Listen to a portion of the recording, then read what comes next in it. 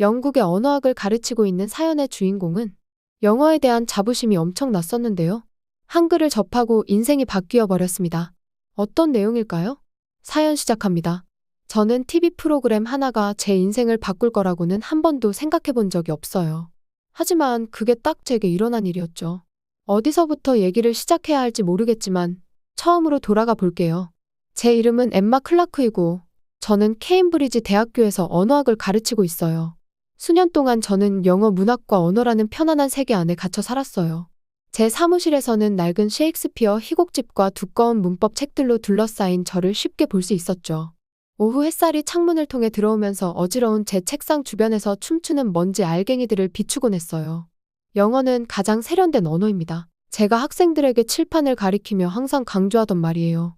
어휘가 가장 풍부하고 아이디어를 표현하는 가장 미묘한 방식을 가지고 있죠. 저는 무난한 갈색 구두를 신고 교실 앞을 걸어 다니며 확신에 찬 목소리로 그렇게 말했어요. 지금 돌아보면 그때 제가 얼마나 편협했는지 생각만 해도 민망하네요. 제 일상은 빅벤의 종소리만큼이나 규칙적이었어요. 매일 아침, 저는 케임브리지의 역사적인 거리를 걸어 대학 근처의 고풍스러운 석조 건물들과 잘 관리된 잔디밭을 지나갔어요. 손에는 채점할 서류들로 가득 찬 가죽 서류 가방을 들고 있었죠. 대학 근처 커피숍에서는 제 주문을 외우고 있었어요. 얼그레이티에 우유만 살짝, 설탕은 없이요. 그곳 구석에 항상 앉아 에세이를 채점하거나 발음이나 문법 때문에 어려움을 겪는 학생들을 가끔씩 지도하곤 했어요. 제 작은 아파트는 영어 문학에 대한 제 열정을 그대로 보여줬어요. 벽마다 책장이 줄지어 있었고 그 안에는 중세시에서부터 현대소설가, 지 없는 게 없었어요. 제 고양이 이름은 셰익스피어예요. 네, 진짜 그렇게 이름 지었어요. 그 친구는 창가 옆제 가장 좋아하는 안락의자에서 책을 읽고 있는 제 무릎 위에 자주 몸을 말고 앉아 있었죠. 창밖 풍경은 전형적인 영국 날씨였어요. 주로 흐린 하늘과 자주 내리는 비요. 하지만 저는 그런 익숙함이 오히려 편안했어요. 저는 영어에 대한 제 전문성에 자부심을 느꼈어요. 결국 15년을 공부하고 박사 학위도 따고 영어의 발전과 복잡성에 대해 논문도 썼으니까요. 동료들이 학부회의에서 다른 언어에 대해 언급하면 저는 그냥 공손하게 미소 짓고 대화를 다시 영어 문학 쪽으로 돌리곤 했어요. 제 머릿속에는 다른 언어들이 흥미롭긴 했지만 결국 영어만큼 세련되진 않다고 생각했거든요. 그런데 어느 칙칙했던 가을 저녁, 모든 게 달라졌어요. 창밖에는 바람이 세차게 불고 있었고 빗방울은 마치 조바심 나는 손가락처럼 창문을 두드리고 있었어요. 저는 방금 논문 채점을 끝내고 잠깐 쉬고 싶었어요. 셰익스피어는 늘 그렇듯 자기 자리에서 몸을 웅크리고 있었고 저는 카모마일 티를 한 잔 준비했죠. 넷플릭스나 좀 볼까? 저는 노트북을 끌어당기며 혼잣말을 했어요. 그날 학생들이 한국 드라마 킹덤에 대해 이야기하는 걸 들었거든요. 보통 저는 외국 드라마를 잘 안 봐요. 몇 시간 동안 자막을 읽어야 한다는 게 좀 귀찮게 느껴졌거든요. 그런데 학생들의 열정적인 말투가 이상하게 기억에 남더라고요. 뭐, 한번 봐볼까? 중얼거리며 재생 버튼을 눌렀어요. 별로면 다른 거 보면 되지. 그런데 이 간단한 선택이 제 인생을 완전히 바꿀 줄은 몰랐어요. 오프닝 장면이 시작되자마자 저는 상상도 못했던 세계로 빨려 들어갔어요. 한국의 고궁, 안개에 덮인 산, 형형색색의 전통 한복을 입은 등장인물들, 영화처럼 멋진 장면들이 펼쳐졌어요. 하지만 제 눈길을 진짜 사로잡은 건 자막이었어요. 영어 번역 아래에는 동그라미랑 직선으로 이루어진 이상한 글자들이 보였어요. 깔끔하게 배열된 그 글자들은 작은 그림처럼 보였죠. 나중에야 그게 한글이라는 걸 알게 됐어요. 저는 드라마 내용이 헷갈려서가 아니라 그 글자들을 더 자세히 보고 싶어서 재생을 멈추곤 했어요. 뭔가 규칙이 있는 것 같았는데 딱 잡히지 않는 그런 논리가 느껴졌거든요. 몇 년 만에 처음으로 영어 말고 다른 언어에 대해 진심으로 호기심을 느꼈어요. 에피소드가 끝났지만 바로 다음 회를 보지는 않았어요. 대신 노트북을 열고 검색창에 Korean Alphabet 이라고 쳤어요. 화면에 검색 결과가 뜨는 동안 이 단순한 검색이 저를 얼마나 놀라운 여정으로 이끌지는 전혀 예상하지 못했어요. 언어, 문화, 그리고 제 자신에 대한 모든 고정관념을 뒤흔드는 여정이 될 줄이야? 셰익스피어가 울면서 왜 아직도 안 자냐는 듯 저를 쳐다봤어요. 조금만 더 있다 잘게 라고 말하며 링크를 하나씩 눌러봤어요. 제 옆에 놓인 차는 식어가고 있었지만 저는 전혀 신경 쓰지 않았어요. 새로운 언어의 세계를 발견하는데 너무 몰두해 있었거든요. 지금 돌아보면 그 순간이 제 변화의 시작점이었다는 걸 알 수 있어요. 단순히 새로운 언어를 배우는 걸 넘어서 새로운 가능성을 받아들이고 제 편견에 도전하는 일이었거든요. 하지만 그때는 그저 이 흥미로운 글자들과 그것들이 표현하는 문화에 대해 더 알고 싶다는 생각뿐이었어요. 킹덤을 본 이후로 한국 드라마가 머릿속에서 떠나질 않았거든요. 오징어 게임, 이전 세계적으로 유명해질 때쯤엔 이미 한국 드라마에 완전히 빠져 있었어요. 배우들이 대사치는 방식이 정말 신기했어요. 한국인의 목소리가 마치 음악처럼 오르락내리락 하면서 제가 단어를 알아듣지 못해도 그 감정을 고스란히 느낄 수 있었거든요. 어느 날 아침, 일찍 눈을 뜨고 결심했어요. 한국어를 배워보자고요. 단순히 몇 마디 배워보는 게 아니라 정말 제대로 배워보자는 마음이었어요. 그래서 핸드폰에 듀오링고를 깔고 유튜브에서 한국어 학습 영상을 찾아보기 시작했어요. 처음 알게 된 건 한국의 알파벳이 한글이라는 사실이었어요. 근데 생각보다 어렵지 않았어요. 한글은 단순한 모양들, 그러니까 동그라미, 네모, 그리고 선들로 이루어져 있더라고요. 마치 레고 블록을 조립하는 느낌이었어요. 제 작은 아파트는 점점 친구들이 코리아 코너라고 놀릴 정도로 변해갔어요. 형형색 색의 포스트잇을 여기저기 붙였거든요. 거울, 냉장고, 심지어 욕실 문에도요. 포스트잇마다 한글과 영어로 적힌 단어나 문장이 쓰여 있었어요. 커피 테이블은 한국어 교재로 가득 찼고 노트북 브라우저는 항상 한국어 학습 사이트가 열려 있었어요. 정말 큰 변화를 느낀 건 한국 예능을 발견하면서부터였어요. 이건 게임쇼 같은 건데 훨씬 더 웃기고 창의적이더라고요. 처음엔 사람들이 초보자에게 좋다고 추천했던 런닝맨으로 시작했어요. 이 프로그램에는 한국어 자막이 있었는데 영어 자막 보기 전에 읽으려고 스스로에게 도전했어요. 처음엔 단어 한두 개밖에 못 알아봤지만 매주 점점 더 많이 이해할 수 있었어요. 한국어에 대한 제 흥미는 점점 커졌고 결국 케임브리지 중심에 있는 인기 있는 한국 식당, 서울키친에 취직 지원까지 하게 됐어요. 사장님인 김 여사님이 처음에 저를 보고는 좀 회의적인 눈빛을 보이셨어요. 한국 음식을 아시나요? 라고 물으시더라고요. 저는 솔직히 많이 알지는 못한다고 했지만 정말 배우고 싶다고 말씀드렸어요. 제 열정이 전달됐는지 사장님은 저를 바로 채용해 주셨어요. 서울키친에서 일하면서 완전히 새로운 세상이 열렸어요. 김 여사님은 저만의 한국어 선생님이 되셨어요.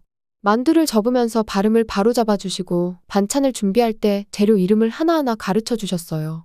김치가 한 가지 종류만 있는 게 아니라는 것도 그때 알게 됐어요. 수십 가지 종류가 있고 각각의 준비 방법과 맛이 다 다르더라고요.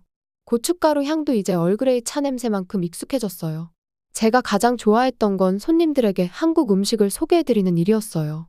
메뉴를 보고 혼란스러워하는 영어권 손님들에게 제가 나서서 설명해드렸어요. 김치찌개는 추운 날씨에 딱 어울리는 따뜻한 음식이에요. 라고 말하면서 발효된 채소와 두부로 만든 스튜인데 케임브리지 날씨에 아주 잘 맞아요. 라고 설명했죠. 손님들이 새로운 음식을 먹고 맛있어하는 얼굴을 보는 게 정말 기뻤어요. 단골 손님들은 저에게 한국어를 가르쳐 달라고 요청하기 시작했어요. 저는 손님들에게 맛있다, 와, 감사합니다 같은 단어를 알려줬어요. 그러다 보니 식당이 작은 언어 교환의 장이 되더라고요. 케임브리지에서 공부 중인 한국 학생들이 제 발음을 도와줬고 저는 한국 학생에게 영어를 도와줬어요. 제 핸드폰도 제 관심사에 맞춰 완전히 달라졌어요. 플레이리스트는 케이팝 노래들로 채워졌고 인스타그램 피드는 한국 길거리 음식 영상과 언어 학습 팁들로 넘쳐났어요. 한국 요리사들과 언어 선생님들을 팔로우하고 그들의 게시물을 저장해 공부했어요. 어떤 날은 식당 문을 닫고 남아서 시그니처 요리를 연습하기도 했어요. 김 여사님이 완벽한 불고기를 만드는 비법도 알려주셨어요. 고기를 딱 알맞게 썰어야 하고 양념이 제 맛을 내려면 충분히 시간을 들여야 한다고요. 요리도 언어랑 비슷해요. 라고 말씀하시더라고요. 인내심, 연습, 그리고 세심함이 필요하죠. 음식과 언어를 통해 한국 문화를 더 알아갈수록 더 알고 싶어졌어요. 새로 배운 단어는 마치 작은 선물을 푸는 것 같았고 하나의 요리를 마스터할 때마다 작은 승리를 얻은 기분이었어요. 식당 동료들은 가족처럼 제 발전을 축하해주고 실수할 때도 격려해줬어요. 돌이켜보면 단순한 호기심으로 시작했던 게 훨씬 더 큰 무언가로 변했어요. 한글과 한국 요리를 통해 저는 단순히 언어를 배우는 것 이상을 경험하고 있었어요. 세상을 바라보는 새로운 시각을 발견한 거죠. 매일 새로운 도전과 보상이 있었고 이 여정이 저를 어디로 데려갈지 정말 기대가 됐어요. 그날 수요일 오후 동아시아학 세미나실에 들어서는데 심장이 두근거리더라고요. 가을 햇살이 높은 창문으로 쏟아져 들어와 나무로 된 책상들의 긴 그림자를 드리웠고 책상들은 원형으로 배치돼 있었어요. 저는 늘 앉던 자리에 가방을 내려놓고 노트랑 노트북을 꺼내 놓으면서 평소처럼 그냥 또 하나의 평범한 수업 토론이 되겠지 싶었어요. 그때 히로 타나카가 들어왔어요. 캠퍼스에서 그를 본 적이 몇 번 있었는데요. 잘 정돈된 머리와 세련된 안경 덕분에 꽤 눈에 띄는 사람이었어요. 도쿄대에서 온 교환학생인 그는 언제나 조용하면서도 자신감 있는 태도로 말할 때도 항상 신중하게 단어를 골라 쓰는 사람이었죠. 그런데 그날은 좀 달라 보였어요. 그 일본인은 제 바로 맞은편 자리에 앉았거든요. 미첼 교수님이 평소처럼 주제를 소개하면서 세미나를 시작했어요. 오늘은 동아시아의 문자 체계에 대해 이야기해 보겠습니다. 교수님이 안경을 고쳐 쓰면서 말씀하셨어요. 누가 먼저 말해볼까요? 제가 손을 들기도 전에 히로의 목소리가 방 안을 채웠어요. 제가 한자에 대해 이야기해보고 싶습니다. 반짝이는 눈으로 열정을 드러내며 말했어요. 한자는 동아시아에서, 아니 어쩌면 전 세계에서 가장 정교한 문자 체계입니다. 순간 얼굴이 뜨거워졌어요. 몇 달 동안 한국어를 공부해온 제가 그 말을 그냥 넘길 수는 없었거든요. 사실은요, 제가 침착한 목소리를 유지하려 노력하며 말했어요. 저는 한글도 가장 발전된 문자 체계로 고려할 만하다고 생각해요. 방 안이 조용해졌어요.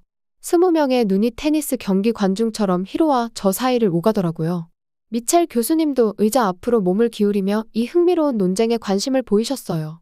한자는 마치 예술 작품과도 같죠. 히로는 태블릿을 꺼내 멋진 한자 예시를 보여주며 말을 이었어요. 각 글자가 그 모양으로 이야기를 들려줍니다.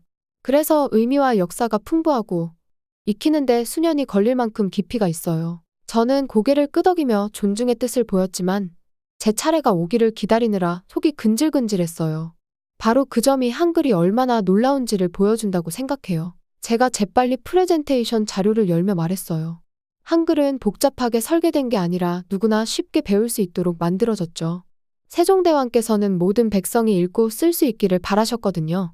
부유한 사람들만이 아니라요. 히로는 한쪽 눈썹을 살짝 올리며 말했어요. 그렇지만 그런 단순함이 약점이 될 수도 있지 않을까요?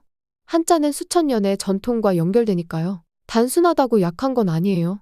제가 좀 더 확신에 찬 목소리로 반박했어요. 한글은 사실 과학적인 원리에 기반을 두고 만들어졌어요. 자음 모양은 입이 그 소리를 낼 때 움직임을 나타내고 모음은 해, 땅, 사람을 상징해요. 말 그대로 말하는 사용 설명서 같은 거죠. 다른 학생들도 하나둘 대화에 끼어들기 시작했어요. 어떤 학생들은 한자의 예술적 복잡성을 칭찬하며 히로를 지지했고 다른 학생들은 한글의 설계 원리에 매료된 듯했어요.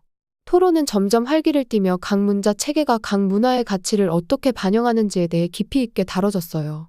하지만 한자가 예술, 시, 서예에 얼마나 큰 영향을 미치는지 보세요. 히로가 일본 예술 작품의 멋진 사례를 보여주며 말했어요. 한자가 디자인 일부로 활용된 작품들이 정말 인상적이더라고요. 저도 가만히 있지 않았어요. 현대 한국의 디지털 아트와 K-팝 앨범 커버 사례를 꺼내 보여줬죠. 한글도 현대 디자인에서 아주 훌륭하게 쓰이고 있어요. 제가 설명했어요. 기하학적인 모양 덕분에 거리 예술부터 컴퓨터 디스플레이까지 다양하게 활용되죠. 게다가 논리적 구조 덕분에 한국은 세계에서 가장 높은 문맹 퇴치율을 자랑하게 됐어요. 미첼 교수님이 시계를 보시더니 손을 들어 올리셨어요. 정말 흥미롭네요. 하지만 시간이 다 돼가요. 이렇게 열띤 토론은 정말 오랜만에 보네요. 교수님이 잠시 생각하시더니 말씀하셨어요. 다음 주에 공식적인 토론을 한번 열어보는 건 어떨까요? 엠마와 히로 두 분이 더 체계적으로 주장들을 발표해 주시겠어요? 순간 속이 철렁했어요. 공식 토론이요? 그것도 히로랑요? 그런데 히로의 자신감 있는 미소를 보자 제 안에 경쟁심이 꿈틀거렸어요. 한글의 아름다움과 뛰어남을 모두에게 보여줄 기회라고 생각했거든요. 영광입니다. 제가 히로의 자신감 있는 톤을 따라 말했어요. 우리 둘은 테이블 너머로 악수를 나눴고 다른 학생들은 다음 주에 대결을 기대하며 박수를 쳤어요. 짐을 챙기면서 제 머릿속은 이미 연구 계획으로 바쁘게 돌아가고 있었어요. 훈민정음을 더 깊이 조사하고 문맹 퇴치율에 관한 현대 연구를 찾아보고 설득력 있는 시각 자료들도 모아야겠다고 다짐했죠. 이건 이제 단순히 토론에서 이기는 걸 넘어서 한국의 문화와 언어에 대한 제 열정을 다른 사람들과 나누는 일이 되었어요. 세미나실을 나와 선선한 가을바람을 맞으며 걸었는데 긴장되면서도 묘하게 설레더라고요. 일주일 안에 우리 학과에서 가장 말 잘하는 학생 중 한 명과 맞서 한글을 변호해야 하니까요. 하지만 이 도전이야말로 한글을 더 깊이 이해하고 사랑하게 해줄 기회라는 생각이 들었어요. 제가 손으로 떨리는 걸 느끼면서 토론 공지문을 코르크보드에 핀으로 고정했어요. 미첼 교수님이 다음 주 금요일 오후 주요 강당에서 열기로 정하셨더라고요. 심장이 쿵쾅거렸어요. 이건 단순히 논쟁에서 이기고 지는 문제가 아니었어요. 한글의 진정한 아름다움을 모두에게 보여줄 기회였거든요. 같이 일하는 한국 식당의 친구 해리한테 전화를 걸었어요. 도움 좀 줘야겠어. 제가 상황을 설명하자 해리는 바로 할머니께서 물려주신 훈민정음과 세종대왕 관련된 책들을 빌려주겠다고 하더라고요. 다음 날 아침 도서관 문이 열리자마자 달려갔어요. 해리가 준 책들을 조용한 스터디 테이블 위에 펼쳐두었어요. 책장마다 세종대왕과 1440년대 한글 창제에 대한 흥미로운 이야기들로 가득했어요. 그 시절에는 복잡한 한자만 존재해서 대부분의 한국 사람들이 읽거나 쓸 수 없었다는 사실을 알게 됐어요. 와, 정말 대단하다. 저도 모르게 중얼거리면서 필기를 했어요. 세종대왕께서는 누구나 며칠 만에 배울 수 있을 만큼 논리적인 체계로 한글을 만드셨더라고요.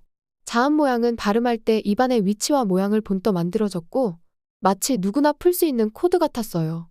더 놀라운 건 유네스코에서 훈민정음을 세계 문화유산으로 지정했다는 사실이었어요. 단순한 알파벳이 아니라 과학적 걸작이자 수많은 사람들의 삶을 바꾼 혁신적인 문자 체계였더라고요. 자료를 찾다 보니 예상치 못한 정보들도 알게 됐어요. 한글 덕분에 한국이 세계에서 가장 높은 문해율을 자랑하게 된 연구 결과라든지 한글의 논리적인 구조가 한국의 IT 기업들이 성공적인 문자 메시지 시스템을 개발하는 데 기여했다는 이야기까지요. 하루하루가 순식간에 지나갔어요. 수업이나 일을 하지 않을 때면 계속 발표 연습을 했어요. 민지가 한글 발음을 정확히 알려줬고 룸메이트 제니는 제 발표를 몇 번이고 들어주면서 부족한 점을 지적해줬어요. 토론 당일 아침에는 긴장해서 아침밥도 거의 못 먹었어요. 강당은 예상보다 훨씬 많은 사람들로 꽉 찼더라고요. 제 한국어 스터디 그룹 친구들이 앞줄에 앉아서 엄지손가락을 치켜 세우며 응원해줬고 심지어 식당 단골 손님들까지 와서 저를 응원해줬어요. 히로가 먼저 발표를 시작했어요. 자신감 있게 일본의 한자가 중국 문화와 수천 년의 역사를 어떻게 연결하는지에 대해 이야기했어요. 아름다운 서예 작품을 보여주면서 각 글자가 이야기를 담고 있다고 말하더라고요. 잠시 동안 저는 이런 예술적 전통과 어떻게 경쟁해야 할지 걱정이 됐어요. 그런데 제 차례가 됐을 때 깊게 숨을 들이쉬고 제가 한글에 빠져들었던 이유를 떠올렸어요. 발표를 미래라는 단어를 칠판에 쓰면서 시작했어요. 이 단순한 모양들이 모여서 이렇게 아름다운 무언가를 만들어냅니다. 라고 말했어요. 하지만 진정한 아름다움은 외형이 아니라 그 작동 방식에 있습니다. 그리고 각 기호가 입술과 혀, 입모양을 나타낸다는 걸 설명하면서 훈민정음의 도예를 활용해 보여줬어요. 한글이 어떻게 수세기 동안 글을 배우지 못했던 평범한 사람들에게 힘을 실어줬는지에 대한 이야기들을 전했어요. K-팝과 한국 드라마 클립도 보여주면서 한글이 한국 문화를 전 세계에 알리는데 어떻게 기여했는지도 설명했어요. 이 문자 체계는 복잡하거나 배타적이게 만들기 위해 만들어진 게 아닙니다. 제가 점점 더 힘있는 목소리로 말했어요. 공유하기 위해 모두가 읽고 쓸 수 있는 선물을 주기 위해 만들어졌죠. 그것이 한글의 진정한 아름다움입니다. 제가 발표를 마치자 방안이 잠시 정적에 휩싸였어요. 그러다 누군가가 박수를 치기 시작했고 곧 모든 사람들이 함께 박수를 쳤어요. 히로가 고개를 끄덕이며 생각에 잠긴 표정을 짓는 게 보였고 미첼 교수님도 미소를 짓고 계셨어요. 토론이 끝난 뒤 히로를 지지했던 사람들조차 저에게 와서 한글의 역사에 대해 정말 흥미로웠다고 말해줬어요. 전혀 모르는 한국인 유학생 한 명은 눈물을 글썽이며 저를 껴안아주면서 제가 자기 언어에 대해 자랑스러움을 느끼게 해줬다고 하더라고요. 그날 저녁 해리와 제 토론 팀원들과 함께 한국 식당에 제가 좋아하는 자리에서 축하 떡볶이를 먹으면서 중요한 걸 깨달았어요. 이건 단순히 논쟁에서 이기기 위한 게 아니었어요. 문자 체계가 사람들의 삶을 어떻게 바꾸고 사람들을 하나로 모을 수 있는지 보여주는 일이었어요. 제 승리는 단지 제 개인의 승리가 아니라 지식을 모두에게 열어주는 걸 믿는 모든 사람들의 승리였던 거예요. 별빛이 가득한 캠브리지 하늘 아래 집으로 걸어가면서 제 머릿속에는 벌써 새로운 아이디어들이 떠오르고 있었어요. 이 토론을 통해 제 진정한 열정을 알게 됐어요. 한국어와 한국 문화를 다른 사람들과 나누는 것. 앞으로 이 길이 저를 어디로 데려갈지 너무나 기대가 됐어요. 토론 대회에서 이긴 후 제 삶은 완전히 바뀌었어요. 그날 저녁 케임브리지의 오래된 석조 건물들을 지나 집으로 걸어가면서 제 안에서 새로운 목적이 움트는 걸 느꼈어요. 한국어와 한국 문화를 영국에 있는 사람들에게 전하고 싶다는 마음이 강하게 들었거든요. 그때가 딱 맞는 시기였어요. 한국 문화가 주변에서 엄청난 인기를 끌고 있었으니까요. 매주 캠퍼스를 지나다 보면 한국어 교재를 들고 다니는 학생들이 점점 많아지는 게 눈에 보였어요. 대학의 한국어 수업은 처음으로 대기자 명단까지 생겼고요. 수강 신청수를 확인해보니 작년에 비해 30%나 늘었더라고요. 사람들이 단순히 케이팝이나 드라마에만 관심 있는 게 아니라 진짜로 한국 문화와 언어를 깊이 이해하고 싶어 한다는 게 느껴졌어요. 저는 작게 시작하되 크게 꿈꾸기로 했어요. 처음에는 지역 커뮤니티 센터에서 언어 교환 프로그램을 만들었어요. 매주 목요일 저녁마다 한국 학생들과 한국어를 배우고 싶어 하는 영국 학생들을 짝지어줬죠. 방 안은 영어와 한국어로 반반 섞인 대화 소리로 북적였어요. 사람들이 서로의 삶과 문화를 이야기하며 우정을 쌓아가는 모습을 보는 게 정말 좋았어요.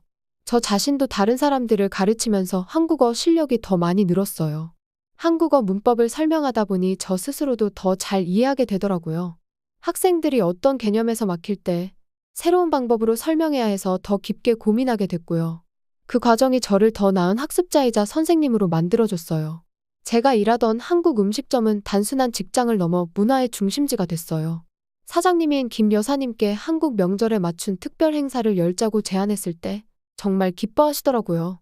설날에는 음식점을 전통 장식으로 꾸미고 손님들에게 윷놀이를 가르쳤어요. 추석 때는 송편 만드는 법을 알려줬고요. 이런 행사는 늘 사람이 가득 찼어요. 가족들은 아이들을 데리고 오고 학생들은 친구들을 데리고 오더라고요. 모두가 한국 문화에 대해 새로운 걸 배우는 자리였어요. 지역의 한국인 커뮤니티에서도 많이 오셨는데 자신들의 전통을 다른 사람들과 나누는 걸 즐거워하시는 게 보였어요. 어느 순간 이 음식점이 문화관의 다리를 잇는 장소로 자리 잡더라고요. 어느 날 한국어 프로그램을 검색하다가 놀라운 기회를 발견했어요. 서울대학교에서 한국학에 관심 있는 국제 학생들을 대상으로 교환학생 프로그램을 운영하더라고요. 집중 한국어 수업, 문화 체험 활동, 그리고 한국 가정에서 살 수 있는 기회까지 포함되어 있었어요. 신청서를 다운로드 받으면서 손이 떨릴 정도로 흥분됐어요. 하지만 단순한 열정만으로 한국어를 제대로 가르칠 수 없다는 걸 알았어요. 그래서 온라인 한국어 교사 인증 과정을 등록했죠. 이 과정은 정말 힘들었어요. 저녁마다 교수법을 공부하고 수업 계획안을 짜고 자원봉사 학생들과 화상통화로 연습했어요. 어떤 날은 새벽 2시까지 공부했지만 전혀 힘들지 않았어요.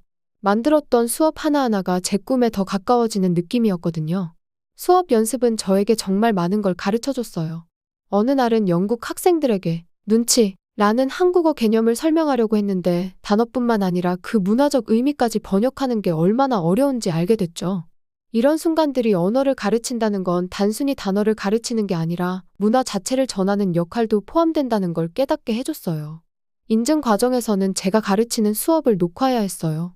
처음엔 제가 가르치는 모습을 보는 게 어색했지만 큰 도움이 됐어요. 더 또렷하게 말하고 더 좋은 예시를 들고 학생들의 필요에 더 잘 반응할 수 있게 됐죠. 매주 제가 점점 더 자신감 있고 능숙해지는 게 느껴졌어요. 최종 프로젝트로 한국 비즈니스 문화를 주제로 한 영상 강의를 제작했어요. 영국에서 일하는 한국 전문가들을 인터뷰해서 실제 사례와 조언을 담아냈죠. 이 프로젝트는 성공적이었고 몇몇 회사에서 직원 교육 자료로 제 영상을 쓰고 싶다고 요청했어요. 이런 제 활동이 한국 커뮤니티에서 입소문이 나기 시작했어요. 지역의 한국어 학원에서는 저를 초청 강사로 불렀고 한국 부모님들은 자녀들에게 영어를 가르치면서 한국 유산을 유지할 수 있도록 저에게 도움을 요청했어요. 그런 신뢰를 받는 게 정말 영광스럽게 느껴졌어요. 가르치고 공부하고 음식점에서 일하는 매일이 바빴어요. 하지만 힘들 때마다 다른 언어를 무시하던 자부심 강한 언어학자가 한국 문화를 나누는 데서 기쁨을 찾은 제 여정을 떠올리며 버틸 수 있었어요. 어느 저녁 방에 앉아 한국어 교재와 수업 계획서로 둘러싸여 있을 때 핸드폰이 울렸어요. 서울대학교 교환학생 프로그램 신청 결과 이메일이 온 거였어요. 이메일을 열며 심장이 쿵쿵 뛰었어요. 결과가 어떻게 나오든 한국어와 한국 문화와 함께하는 제 여정은 이제 막 시작이라는 확신이 들었거든요. 영어와 한국어로 가득 찬 벽달력을 보며 미소를 지었어요. 매일 새로운 도전과 기회가 찾아왔죠. 이제 저는 단순히 언어를 배우는 학생이 아니라 한 번에 한 수업씩 문화를 잇는 다리를 만들어가고 있었어요. 제가 가장 좋아하는 케임브리지 대학 도서관 구석에 앉아 노트북을 열었어요. 노트북 가장자리를 장식한 한글 스티커들을 보며 웃고 있었죠. 그때 알림이 하나 떴어요. 서울대학교 합격 이메일이 도착했다는 알림이었어요. 손이 떨리는 걸 억누르며 클릭했는데 축하합니다. 라는 글이 눈에 들어왔어요. 조용한 도서관에서 기쁨의 환호를 지르고 싶은 걸 겨우 참았어요. 5해 전만 해도 이런 순간은 상상조차 못했었어요. 그때 저는 그저 영문학이 최고의 문화적 성취라고 믿는 평범한 영어 교수였거든요. 그런데 지금은 서울에서 1년 동안 가르치고 배우기 위한 준비를 하고 있다니 믿기지가 않았어요. 여기까지 오기까지 쉽지만은 않았지만 겪은 모든 어려움이 제게 소중한 교훈을 남겨줬어요. 책들을 챙기고 제가 일하는 한식당으로 걸어갔어요. 문을 열자 익숙한 김치와 고기 굽는 냄새가 저를 맞아줬어요. 엠마, 주방장인 해리가 제 얼굴을 보고 좋은 일이 생겼다는 걸 바로 알아차렸어요. 서울대학교에 합격했다고 말하자 해리가 저를 꽉 껴안아주고는 축하로 제 최애 순두부찌개를 만들어주겠다고 했어요. 쉬는 시간에 카운터에 앉아서 이곳이 저를 얼마나 바꿔놓았는지 곰곰이 생각했어요. 벽에는 우리가 열었던 문화 행사 사진들이 가득 걸려 있었어요. 고객들에게 윷놀이를 가르쳤던 설날 행사, 함께 송편을 만들었던 추석 축제, 그리고 예상치 못하게 수백 명이 참가했던 K-팝 댄스 경연대회 사진들까지요. 그때 제 휴대폰이 진동했어요. 한때 토론 라이벌이었던 히로한테서 메시지가 왔더라고요. 좋은 소식 들었어. 너는 충분히 자격 있어. 너의 한국 문화에 대한 열정이 우리 모두에게 영감을 줬어. 그 메시지를 읽으며 웃음이 나왔어요. 우리의 경쟁이 어떻게 서로의 문화를 존중하는 우정으로 바뀌었는지 떠올랐거든요. 지난주에 제 학생 중 한 명인 12살 루시가 저에게 왜 한국을 좋아하게 됐는지 물었어요. 처음엔 드라마 킹덤을 봤을 때 이야기를 해줬지만 사실 한국 드라마 이상으로 저를 사로잡은 게 있었어요. 바로 세종대왕이 보통 사람들이 읽고 쓸 수 있도록 한글을 창제했다는 사실이었어요.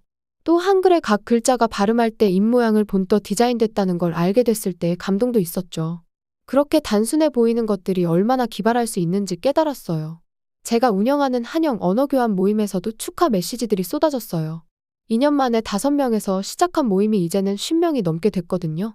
매주 토요일마다 대학 카페에 모여서 영국과 한국 학생들이 서로 발음도 교정해주고 각자의 문화에 대한 이야기를 나누며 오래도록 간직할 우정을 쌓았어요. 그들 중 많은 사람이 저처럼 시작했어요. 단순히 K-드라마나 K-팝에 관심을 가졌다가 점점 더 많은 걸 발견하게 된 거죠. 식당 유리창에 비친 제 모습을 보는데 예전에 제가 거의 알아볼 수 없더라고요. 과거의 엠마는 전통적인 영국적인 것만 최고라고 여기며 다른 건 무시했을 거예요. 하지만 지금의 엠마는 모든 문화에는 배울 가치가 있는 무언가가 있다는 걸 알게 됐어요. 집벽에는 더 이상 셰익스피어의 명언만 붙어 있는 게 아니라 겸손과 배움을 상기시키는 한국 속담도 함께 붙어 있었어요. 가죽으로 된 다이어리를 꺼내봤어요. 한국어 수업을 들었던 학생들이 준 선물이었거든요. 다이어리 안에는 학생들이 쓴 메시지가 가득했어요. 그 메시지들은 제가 한국어를 단순히 배우는 언어가 아니라 세상을 보는 새로운 창이라고 가르쳐줬다고 고마움을 표현하고 있었어요.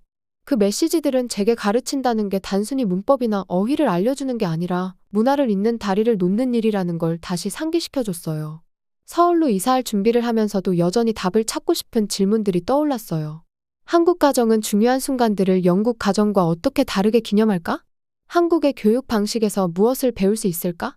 더 많은 사람들에게 한국 문화의 아름다움을 어떻게 전할 수 있을까? 해리가 제게 또한 그릇에 찌개를 가져다주며 말했어요. 있잖아요, 엠마. 처음 여기서 일 시작했을 때 젓가락도 제대로 못 잡았잖아요. 저희는 제가 서툴게 젓가락을 쓰던 시절을 떠올리며 함께 웃었어요. 근데 지금은 보세요. 다른 사람들을 가르치고 한국에서 살 준비를 하고 있잖아요. 당신 덕에 우리 모두가 새로운 것에 마음을 여는데 늦은 때는 없다는 걸 배웠어요. 그날 저녁, 케임브리지 거리를 걸으며 한 번의 단순한 선택, 한국 드라마를 보겠다는 선택이 어떻게 모든 걸 바꿔놓았는지 생각했어요. 제 여정은 단순히 언어를 배우거나 문화를 이해하는 것에 그치지 않았어요. 더 나은 사람이 되는 과정이었어요. 더 잘 듣고 덜 판단하고 차이 속에서 아름다움을 볼 줄 아는 사람이 되는 과정이었죠. 가방 속에는 5해 전, 이 여정을 시작할 때 제 자신에게 쓴 편지가 들어있었어요. 한강 옆에 앉아서 그 편지를 열어볼 생각이에요. 제가 얼마나 멀리 왔는지 떠올려보기 위해서요. 하지만 이미 가장 중요한 교훈은 알고 있었어요. 진정한 배움은 우리가 이미 알고 있다고 생각했던 걸 내려놓고 열린 마음과 열린 가슴으로 새로운 가능성을 받아들일 때 이루어진다는 거예요. 내일은 서울로 가져갈 짐을 싸기 시작할 거예요. 하지만 오늘 밤은 제 서재에서 한국어 교재, 드라마 포스터, 언어 교환 모임 사진들에 둘러싸여 제가 이 예상치 못한 여정을 걸어온 모든 순간에 감사하며 보냈어요. 모든 걸 안다고 믿던 옛 엠마는 이제 없었어요. 그 자리를 채운 건 새로운 사람, 더 배울수록 아직 배울 게 많다는 걸 깨닫는 사람이었어요. 기다려주세요. 한국, 저는 더 성장할 거예요. 한국 생활이 너무 기대됩니다. 오늘 사연은 여기까지입니다. 재미있으셨다면 좋아요와 구독 부탁드립니다. 감사합니다.